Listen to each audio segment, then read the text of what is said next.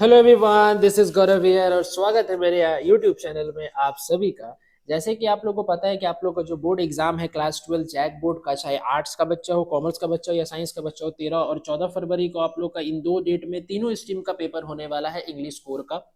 और इसीलिए इस वीडियो में हम लोग बात करने वाले हैं कि चाहे लेटर हो या नोटिस हो, ये किसी का भी एमसीक्यूज कैसे पूछा जाता है, क्योंकि लेटर और नोटिस से भी एमसीक्यूज आता है। तो इसमें हम लोग बात करने वाले 25 बहुत ही महत्वपूर्ण सवालों का जो कि नोटिस और लेटर से पूछा जा सकता है। तो चलिए बिना देर के वीडियो को शुरू करते हैं और देखते हैं किस किस टाइप का एमसीक्यूज पूछा जा सकता है। सबसे पहला सवाल आप लोग के स्क्रीन के ऊपर ये रहा, क्या है?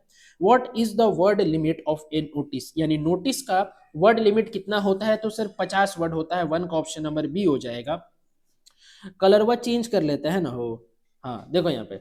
उसके बाद क्या है कि विच of the following is a type of notice, कौन सा नोटिस का टाइप है? तो sir option number a lost and found. Lost and found एक नोटिस का टाइप है, लेकिन ग्रूम वांटेड, ब्राइड वांटेड और सिचुएशन वांटेड एडवर्टाइजमेंट का टाइप है सर। ठीक है। अच्छा, उसके बाद क्या है? सवाल नंबर 3 देखिए, notice is a dash. Notice क्या है? कुछ नहीं है सर, नन ऑफ दिस। इसका ऑप्शन नंबर डी होगा करेक्ट आंसर।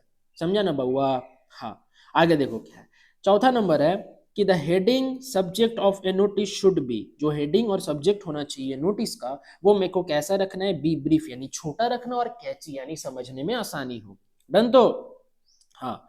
पांचवा नंबर सवाल देखो क्या है। Where is the salutation, where is the salutation placed in a notice, है ना? सैल्यूटेशन कहाँ होता है? सैल्यूटेशन मतलब जैसे डियर सर या डियर मैडम या रिक्वेस्टेड सर, ये सब कहाँ होता है सर? कोई जरूरत ही नहीं होता है। There is no need to write a salutation in a notice. Notice में सैल्यूटेशन लिखने का आवश्यकता नहीं होता है।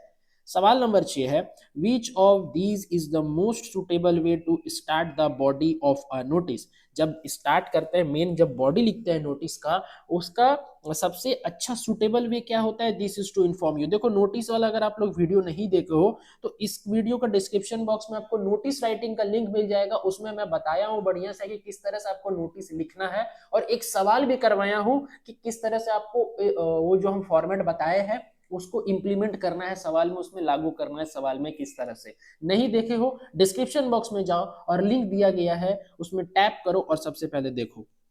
ठीक तो? उसके बाद what is written on the top of a notice. Notice का सबसे टॉप में क्या लिखते हैं? तो सबसे टॉप में हम लोग लिखते हैं नेम ऑफ द इंस्टीट्यूशन और ऑर्गेनाइजेशन, जो संस्थान का नाम है उसका नाम लिखते हैं। उसके बाद लेटर रिटर्न टू रिलेटिव और फ्रेंड, जो भी लेटर हम लोग रिलेटिव और फ्रेंड को लिखते हैं वो कैसा लेटर होता है? वो मेरा इनफॉर्मल लेटर होता है। डन तो इतना? सवाल नंबर 9 क्या है? In letter writing replying to inquiries comes under. जब हम लोग इंक्वायरी करते हैं तो इंक्वायरी हम लोग को मिलता है तो रिप्लाई करना पड़ता है ना, वो किस में आता है? वो बिजनेस लेटर में आता है। ठीक। हाँ सर। सवाल नंबर 10 क्या कहता है? Letter to the editors are written for. Letter to the editor किसके लिए लिखते हैं? लेटर टू द एडिटर लिखते हैं हम लोग को न्यूज़पेपर के लिए लिखते हैं। अच्छा चलो एक बात पूछते हैं, अगर मान लो लेटर टू द एडिटर आया, क्या आया? Letter to the letter to the editor, तो वो किसके अंदर में आएगा? फॉर्मल, इनफॉर्मल, ऑफिशियल या एप्लीकेशन? वो आएगा फॉर्मल लेटर के अंदर, याद रखना। ठीक है। हाँ चलो, सवाल नंबर 10 तक हो गया। सवाल नंबर 11, which of the following is a component of letter to the editor. कौन सा लेटर टू द एडिटर का कंपोनेंट है? क्या बोले? Not, sorry sorry sorry, not बोला है। Not a component of letter to the editor, कौन सा नहीं है? तो सिर्फ टाइटल नहीं है, क्योंकि सैल्यूटेशन होता है, डेट भी होता है और सिग्नेचर भी होता है। सिग्नेचर यानी लास्ट में योर्स ट्रूली लिखते हैं ना हम लोग। हाँ, योर्स ट्रूली। ठीक है, जैसे ऐसे लिखते हैं ना, YOURS और TRULY, योर्स ट्रूली। डन तो? हाँ। चलो सवाल नंबर 12 क्या है? Letter to the editor generally starts with. Letter to the editor किससे स्टार्ट्स होता है? लेटर टू द एडिटर होता है सेंडर्स एड्रेस से। ठीक है, पहले सेंडर एड्रेस, फिर डेट, फिर receiver address. Letter to the editor वाला भी वीडियोस आप लोग के पास जल्द आ जाएगा, उसमें सारा कुछ क्लियर हो जाएगा। ठीक है। 13 नंबर सवाल है, इन अ फॉर्मल, एक सेकेंड, क्या लिखा है? In a formal letter to the editor the complimentary close should be. अच्छा, कम्प्लीमेंट्री क्लोज, योर्स ट्रूली अभी बताए ना, कम्प्लीमेंट्री क्लोजर होगा, क्लोज नहीं, कम्प्लीमेंट्री क्लोज। ठीक है, या क्लोजर, वो क्या है बाबू? Yours truly. डन तो? 14 नंबर सवाल देखो, at which place with love can be used in an informal letter, है ना? इनफॉर्मल लेटर विथ लव किस में होता है बाबू? क्लोजिंग में। ठीक है, जब क्लोज करेंगे ना हम लोग, जब एडिट लेटर लिख करके हम लोग जब खत्म करते हैं उसको, तब विथ लव का इस्तेमाल हम लोग करते हैं। डन तो? हाँ। चलो आगे सवाल क्या है कि how to write an informal letter. हम लोग इनफॉर्मल लेटर कैसे लिखते हैं बाबू? हम लोग इनफॉर्मल लेटर लिखते हैं कि सर इंग्लिश जो है वो सिंपल होना चाहिए ताकि समझने में आसानी हो, यानी option number A, write legibly in a simple English. उसके बाद 16 नंबर है business letter comes under. Business letter किसके अंतर्गत आता है? बिजनेस लेटर जो आता है वो किसके अंतर्गत आता है बताओ? बिजनेस लेटर जो आता है हमेशा याद रखिएगा वो आता है फॉर्मल लेटर्स के अंतर्गत। डन तो 17 नंबर सवाल है a formal letter starts with. Formal letter किससे स्टार्ट होता है? फॉर्मल लेटर स्टार्ट्स होता है सेंडर्स एड्रेस से। फॉर्मल लेटर किससे स्टार्ट होता है? Sender's address. उसके बाद where date is placed in the letter to the editor. बताए लेटर टू द एडिटर किसके होता है? किसमें होता है? देखो सेंडर एड्रेस के पहले नहीं होता है, सेंडर एड्रेस के बाद ये वाला सही उत्तर होगा। एक minute, in between sender address and receiver address, क्योंकि सेंडर एड्रेस फिर डेट और फिर रिसीवर एड्रेस आता है, तो सेंडर और रिसीवर के बीच में क्या हो गया? डेट आ गया।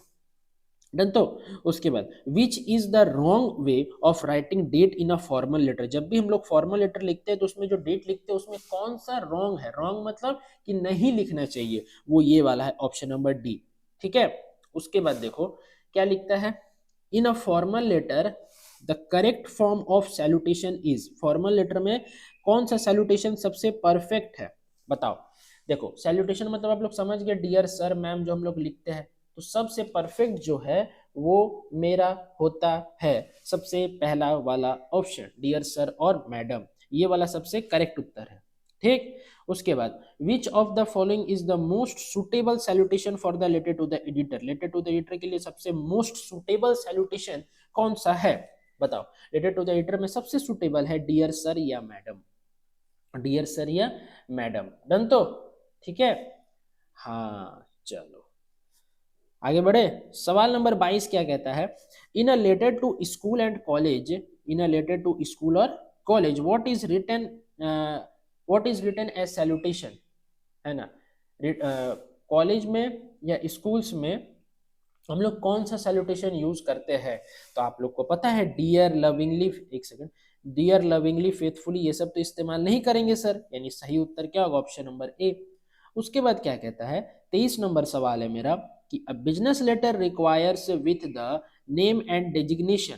ठीक है, कैसा नेम और डिजिग्नेशन में बिजनेस लेटर का जरूरत होता है? बिजनेस लेटर का जरूरत होता है बताओ? डिजिग्नेशन मतलब समझ रहे ना, जो पद होता है ना, जैसे नोटिस राइटिंग में बताए थे पद, है ना, उसमें होता है फुल सिग्नेचर। याद रखना क्या होता है? 23 का ऑप्शन नंबर हो जाएगा बी, फुल सिग्नेचर।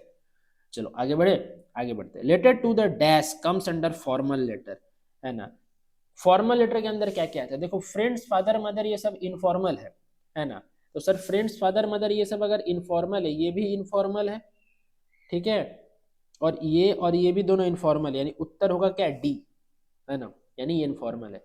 उसके बाद लास्ट सवाल करते हैं इस वीडियो का, क्या है कि a formal letter should be, formal letter क्या होना चाहिए? In the proper format, to the point and relevant, या फिर ग्रामेटिकली करेक्ट, या ऑल ऑफ दिस। बताओ जल्दी बताओ फट से, क्या लगता है? फॉर्मल लेटर पता है क्या होना चाहिए? बताओ। फॉर्मल लेटर सर सारा कुछ होना चाहिए, option number D, proper format में भी होना चाहिए, रेलिवेंट और टू द पॉइंट भी होना चाहिए, और ग्रामेटिकली करेक्ट भी होना चाहिए। डन तो कोई बताओ दिक्कत, कोई परेशानी नहीं ना है?